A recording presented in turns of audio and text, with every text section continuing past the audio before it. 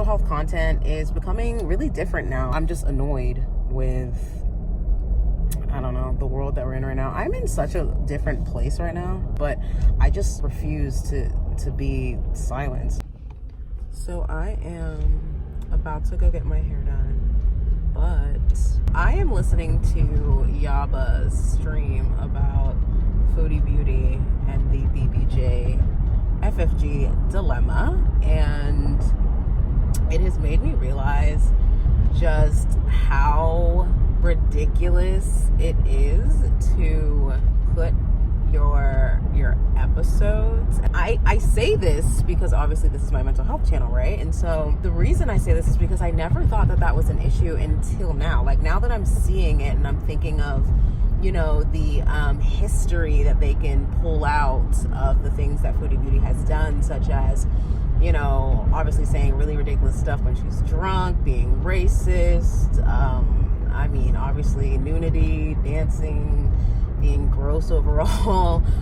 You know, there's just a lot of things that people can, you know, clip together and be like, and this is our argument, you know what I mean? And I was thinking about how I made a video saying, you know, in 2023, I need to stop crying on camera. I'm with you 100. Like, I'm crying because I'm so tired. I'm just done. Like, I surrender. If you want to fucking have one up on me, go for it. You win. Like, I need to stop crying on camera. And last night when I was watching Foodie crying about FFG, I was just thinking, wow, can you imagine just being able to pull out memories and things that you've done, obviously because you put it on the internet? I don't know, it just like dawned on me that I was like, and this is exactly why I feel like I have to wait until I'm out of depressive episodes before I create content, because I'm so tired. I'm just done. Like, I surrender. I can say some pretty, I don't want to even say revolting, but I think things that can make people really uncomfortable. And when I'm in that state of mind, I'm not thinking about if it's, you know, gonna hurt that person. I'm thinking I'm just being, you know, logical in the state that I am in right now. And at the end of the day, you know, if that bothers you, that bothers you, but this is how I feel, and, you know, that's that. And it's really detrimental because of the, how do I say, the psychological damage that you could put on another person without really realizing. And I think that's like another thing that kind of makes me sad. For example, I was watching, what is that girl's name? Theresa? Miss Theresa. The one that, you know, says what does she even do? What does she do? She like reads people and basically connects with the dead, right? I mean, I don't really know how else to explain Theresa, but y'all know who I'm talking about, Theresa Caputo. But anywho's, so Theresa was reading for a family, and what happened with the mother is the mother ended up killing herself. But before we got to the point of her killing herself, like within the storyline,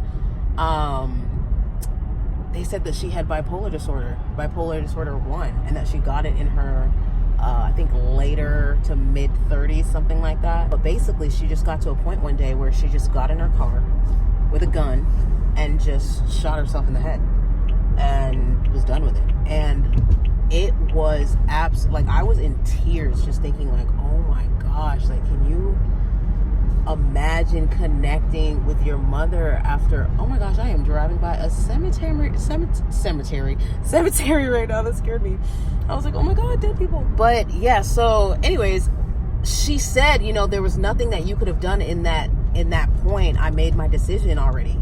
Like, that was one of the things like Theresa was like communicating to the family. And it just blew my mind, because I always think about that. Even with I've talked to other people about this, actually, especially those that have suicidal thoughts. And, you know, they say, you know, like, I wonder what, you know, the person was thinking right before they actually did it. Like, before they actually just said, you know what, it's over, it's done. Like, what were they thinking? And it tripped me out. It tripped me out, because I literally think that all the time, because there's this kind of like, I need to not talk to anybody so that I can handle this demon. But then I hear the other stories of people doing the same, like Twitch. Like, I need to handle this, like, I need to be alone, whatever. and then you hear that, you know, they found this person like dead, shot in a hotel or in a car, secluded, whatever, right? And it's so scary because, one, I know that there's a higher chance if you have bipolar 2 to actually go through with it, like to actually do it, right? Whereas with bipolar 1, it's a lower chance. But my thing, at least how I've rationalized it through, obviously, you know, school, research, trauma experiences, being double-minored in psychology, just all these things of like collecting, you know, what the heck's going on with this disorder and like how did it evolve, how did I get it, you know, why is it here, all these things. And one thing that I've realized is, for me, I feel like I have to express it if I'm approached, but I have to stay away from others to tame it, if that makes sense. Meaning, if I put myself in the aspect of continuing to be around people while I'm depressed or whatever, what it ends up doing is it makes things just like more complicated with my character. Obviously my mood swings, obviously that being a mood disorder. So when that happens, I don't like that, because then once I'm out of it, you know, I can't really fix every little thing that may have happened within that episode, right? So I feel that I felt better, and if anything, how do I say this? Getting out the feeling, I guess. I mean, obviously there is talk therapy, right? But for me, it's like, well, no, I do feel this way. Whereas we live in a world where, you know, if you do say that out loud, people are like, yo, I'm about to call the police. Like, are you serious? Like, are you okay? Like, you know, people get really worried. But for me, I feel like it's more me wanting to normalize that feeling and that conversation so that it doesn't happen, opposed to keeping it in, acting as if that's not how you feel, and then doing it because, oh, I haven't told anybody and no one would care anyway if I did tell somebody, right? Opposed to having the other, you know, experience. And unfortunately, that doesn't really happen for everybody. There are some people that, you know, they think like, okay, let me share this with this person that I confide in, and then before you know it, you know, the cops are at the door, and then they're like, I want a divorce, or, you know, there's all kinds of stories. But I really kind of hate that we live in a world that it's like so stigmatized. Like, I'm at a point now where, you know, I don't expect a man to, you know, marry me just due to having a mental disorder. And it's not to say like, oh, people with mental disorders can't have that. It's just more so like, I understand the risk, and, you know, if the love that you have for me isn't as strong as that risk, then, you know, how can I think that that is wrong? You know, it's a hard pill to swallow, though. I ain't gonna lie. I ain't gonna say it on a bad day, but, you know, today's a good day. So you know, that's why I felt the need to film, because I have been very much not in my creative element and not been wanting to use my voice, which is a problem in itself. But again, I think recognizing it is number one. It's number one. So I'm sorry, Village Medical Primary Care. I just was like, why doesn't it say pharmacy at Walgreens? Why does it say something else? And then I remembered, aren't they doing a shortage?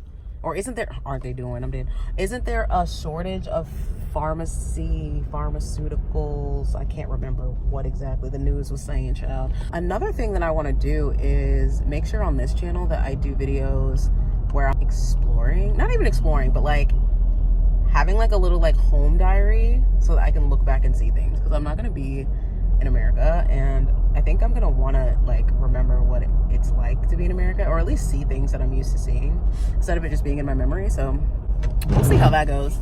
But just wanted to kind of pop on here and talk a little bit about that, just because I really think that mental health content is becoming really different now, you know, whereas I feel like there was a time, especially for me, like when I started, you know, really creating content on my main channel, there was a time where, you know, I could get online and it would be very easy for me to see people's symptoms. They would explain it, talk about it. They would say how long it lasts, all this stuff. And now I think people are becoming even more scared to do that, especially when it comes to like, you know, work and people being able to like say like, oh, this person's not well, so we shouldn't hire her, or whatever it is. But I just refuse to be silenced. I'm just annoyed with, I don't know, the world that we're in right now. I'm in such a different place right now.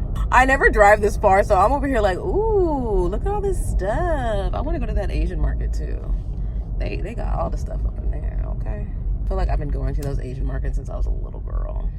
But anyways, let me know your thoughts about this video. I am gonna try create more mental health content every single day on this channel, opposed to creating content on my main channel every single day like I used to. It will be maybe 1 to 3 videos a week on my main channel. But other than that, I definitely don't want to post as much as I've been posting on my main channel anymore, which, you know, helps me out mentally. So I'll see y'all in the next one. Time to get on the highway. I'll see y'all later.